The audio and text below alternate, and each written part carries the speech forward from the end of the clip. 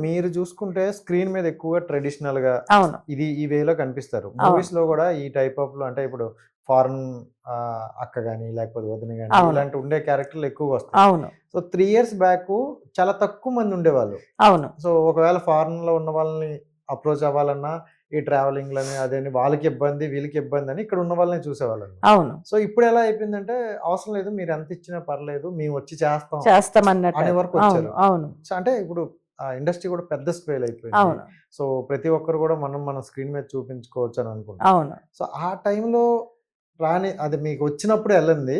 ఇప్పుడు ఈ టైంలో ప్రయత్నిస్తున్నారు కదా! కొంచెం కష్టంగా ఉండదా? ప్రయత్నించట్లేదు. నిజం చెప్పాలంటే హ్మ్. ప్రయత్నించలేదు. వాళ్ళే నాకు అదే ఇంక అది జర్నీ అయితే చేసే స్టార్ట్ అయినట్టే జర్నీ కదా! అయితే స్టార్ట్ అయింది. ఇప్పుడేంటంటే అది చెప్తున్నానా ఒక ఇంట్రెస్ట్ ఇప్పుడొచ్చింది నాకు. హ్మ్. ఏదోటి చేయాలి, ఏదోటి చూపించాలి అని చెప్పేసిన లెక్కలో ఇంట్రెస్ట్ అయితే ఇప్పుడొచ్చింది టు బి హ్మ్. ఫ్రాంక్. హ్మ్.